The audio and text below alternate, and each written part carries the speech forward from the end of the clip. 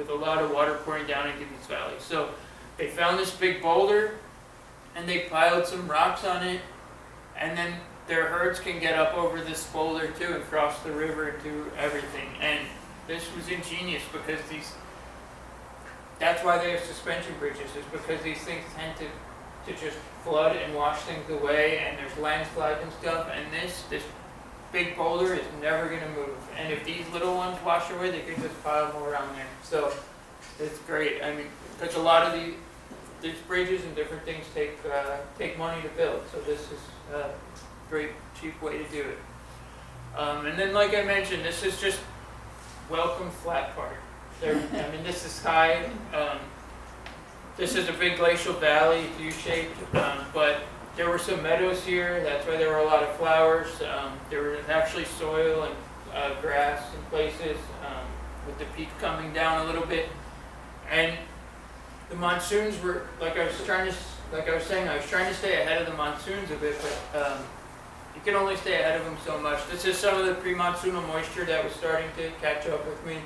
The clouds would build every day in the afternoon. They said it was an abnormal season, even in Nepal, because it never really got clear. Like I was saying, that there were whiteouts by 11 o'clock early in the mountains. That was abnormal for that area at that time of year. But so we had these clouds building. We never really had just a bluebird day that much. And then as I was getting to India, it was starting, or midway through India, it would start to shower and rain a lot in the afternoons, but not absolute downpours like typical monsoonal moisture, but it was kind of the beginning fringes of it. So this was just kind of what it would look like sometimes around noon. And then, just the clouds building around the peaks, and then you can't see the peaks by 1 o'clock. The clouds just lowered. So, this was supposed to be a lake. I'm not exactly sure. The whole lake filled in here with sediment. They said that every morning this will be a lake, and every afternoon it wouldn't be. So it's weird how things change really fast there. That every year the maps change, or the maps are outdated because there's landslides, because the topography is so dramatic that with the monsoons, where the trails are changes, and the mountains change, and everything's just so new. The mountains are new, so they're always changing. This is just a big glacier in India with high peaks there. And then at the foot of the glacier. So, like I showed you, I stripped down my stove, and this was my stove with using my tent stakes as the legs of the stove, or as the pot supports, so that it would help to stabilize the pot, and I could cook on it that way. And then it was hard to find. The only fuels I could usually find were kerosene and gasoline, so this stove I brought because it could work with either of them. Generally I use an alcohol stove, but I didn't think I'd be able to find methyl alcohol or anything there. So did that, and then this was what happened when I doctored up my stove. I burned my thumb. So when I came back home about a couple of weeks later, that I had to renew my driver's license, and they asked for my thumbprint. And that was interesting. The lady didn't really like my thumbprint with that, like that. So she said I was the first person in a long time to have to give an index fingerprint. But as I showed you, the mountains are all really scenic and all really nice. But I just want to show you the other side of things. In places there's a lot of trash, and there's trash and things aren't clean. They have to pack all their stuff up into the mountains and to get their supplies. So in the same sense, they have to pack all their trash out of the mountains, and it's a lot of effort for trash. So in places it just gets thrown into a creek and then washed away, or stuff like that. So it's kind of it's an issue. It's always an issue. It's an issue here too. And then in India, because it's such a developing nation, lower down they're flooding a lot of the valleys, and then Nepal is emulating India because they want to have that developing economy also. So there's a lot of hydroelectric projects that they're trying to put in, and they're flooding some of the lower valleys. This was the sign as I walked by one of the hydro projects. So I thought this was a great message because maybe if everybody saved energy, then they wouldn't have to flood as many valleys and put in these dams for all this energy. So another thing is that I just want to mention is in India they like to put roads to every single village in the next 10 years. So they're putting roads up a lot of these valleys and paving them and making them accessible. So in India there's these pockets of high mountain areas surrounded by roads. So it's pretty similar to here, where we have these pockets of protected areas with national parks, and we could drive around them and access them from different ways. In Nepal, because they haven't had the funds yet, but they're trying to emulate India. They're putting these roads in, but they're not good enough at maintaining them. So they're not paving them, and then within a year or a couple of years of the monsoons, they end up just washing away. So the wilderness up high above, or not the roadless areas up high are a little bit more connected, especially along the crest. There's only one road that actually goes through the Himalaya from Nepal into Tibet, China. So, but that could change as they're trying to make more areas accessible by road also. So those are just the ongoing issues there. And then in case you're interested, this is my gear list for the trip. This isn't, we didn't carry this at all times, but this is stuff I switched out to, or communal stuff that we each carried, we each carried, but not both of us carried at the same time. So, and I'm more than happy to answer any questions if anybody has a question. What was your starting date? I started March 21st and ended June 21st. In Nepal, how often did you have to go back to Kathmandu? What's that? In Nepal, how often did you have to go back to Kathmandu? We tried to do it about every 10 days or so. 10 days, it was generally 10 to 12 days. We didn't really want to carry any more food than that because we're eating 2.5 to 3 pounds of food a day. So at that point, our pack's going to be about 50 pounds, especially with the sections we carried technical equipment, that it was even heavier. So we're trying to keep that balanced. So you were trying to stay high. Yeah, we tried to stay over 3,500 meters all the time. It's not always possible, but because we really didn't like the soupy weather, we tried to stay high.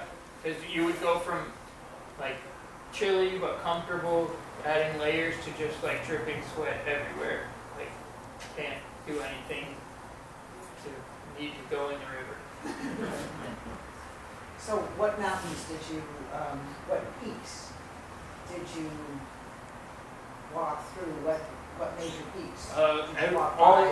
We visually saw, or would have seen if the weather wasn't bad, every 8,000 meter peak. I had a permit to go into Pakistan. I intended to do about 50 miles in Pakistan, but when we were halfway through Nepal, Osama bin Laden got killed. So that kind of changed the plans there a little bit. They totally closed their borders. They didn't honor anything, and it's just would have been dangerous to go there. So I stopped at the India-Pakistan border, which is like 20 area miles from Nanga Parbat. So do you somewhere have a better map that we could look at and see what you actually did, and around Kanchenjunga or Amdabong or whatever much. At the beginning, I showed a Google. Right. Yeah. But you can't blow that up so that, or you don't have a paper map with you so that we could actually look and see where. No. Did you go map on? But that Google map is online, and you could zoom in on that. Okay. Because that's a screenshot of the Google map, so I can. Do you have your data points on that? Yeah, those data points, and you could kind if when you zoom in with the valleys and stuff, you could just kind of see what was going on. How long did it take to arrange all the permits and everything? Like I showed at the beginning, we were in Kathmandu about 14 days. We organized the first half of Nepal in about 7-9 days when we first got there, and then we left and then had somebody they have like trekking brokers, and we had him organize the second half while we were out starting to hike. And then even though when we got back from that halfway point, it still took him an additional 5 days somehow, even though he had about 3 weeks to do it. He said the government was on strike. So water, I'm assuming that you then were melting snow. Generally, we get fine running water, or we Even carry at those altitudes? yeah, especially that time of year because the snow is melting as you go. So the season right before we started was winter, and then the season we were in was nothing, and then there's the monsoon season. Right. So that season is when the snowpack's actually decreasing, so the water's running off everywhere. So at the altitude, were you able to just use water or you had to sterilize it? Yeah, we use a Steripene, unless we were up really high, but generally we treat everything just to be safe with the Steripene. Any year surprises? Anything worked better than you expected or didn't really? Like other than the shoe repair? I mean, the people are really friendly for the most part. I mean, communication can be a bit of an issue. In Nepal, they have this cultural thing where they're really open to travelers, which we wouldn't have known if we hadn't hired the guide and had that experience initially. But he like wanted to stay in somebody's house every night because that's what they're used to. And he turned out he didn't even really carry food. He was expecting to buy or just stop in people's houses and get food from them. And seemed like everybody's okay with that. We didn't feel comfortable doing that because we didn't want to eat somebody's food that they need. But that's just the way they are. They're friendly that way. So we had no problems like that. Weather, the whiteout issue with the problem. There was more snow at this time of year than there normally is, so that was a bit of an issue with a lot of post-holing, some navigation problems. Yeah, especially on the higher passes. How would you compare the level of development for tourism in Nepal and India? Like if you were just an ordinary person, now you go to and you go hike in the mountains, is there better infrastructure for that in Nepal or India, or is it the same? Pretty similar.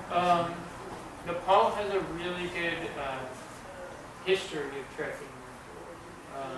They have specific treks where it's really easy for somebody to just go and do that one trek for a week or two and get a permit. You just go to Kathmandu. You know, they have the infrastructure. Not that it's great infrastructure, but they have the system set up where you go and you meet somebody and they'll set up your permit and you'll interview a guide and you just tell them what you want to do, or they'll recommend something for you and you go and you could either take a bus to the start and a bus to the end, from the end, or a plane from the start, depending on the trip. But it's pretty easy logistically to go there for a week or two and do a trip. I'd say probably easier there than India, just because there's that history of Westerners going to do this stuff. India has areas where there's trekking, like in Ladakh there's a lot of trekking, which is in the very northwestern area, and it's pretty easy to do stuff there, but it's remote. So you would fly into Delhi and you have another probably 2-hour flight, and then it's just it would just take a little bit longer, but up there's a history of it, but, in other parts of India, there's less of that history. Yeah, I've trekked in Nepal about 7 times, and it's changing. It's not what it used to be. Now, there are roads going every place. And so, your experience, I'm at the high elevation, that's different, but, for a lot of the other tourist treks, it's much harder to get away from civilization than it was. A lot of places they'll build roads and they wash out, so they're still not, Well, but, the Chinese are going in and they'll- they'll they'll, probably wash out too, but even if they put a road in, like say the Annapurna trek, they put a road in, but nobody can drive on that road. So that road turned into the hiking trail, because the road was never good enough or it washed out for them to, there's one stream crossing near the beginning that washed out and now nobody can drive on that anyway. So it's a great trail. So you have a great graded hiking trail. Yeah. what's next? What? What's next for you? Oh, in a couple weeks I'm gonna ski from Lake Tahoe to Mount Whitney. Figure things out. Yeah, the question would be, Yeah. it's not a good year for that. What's that? There's not a whole lot of snow depth left. Up high there's snow, but south facing stuff could be a little bare. We'll see what happens. I don't really want to be walking in ski boots carrying my skis. One picture, it looked like you had snowshoes on. Which one? In one of your pictures, it almost looked like you had snowshoes on. No. They're too heavy to carry. Thank you all for coming.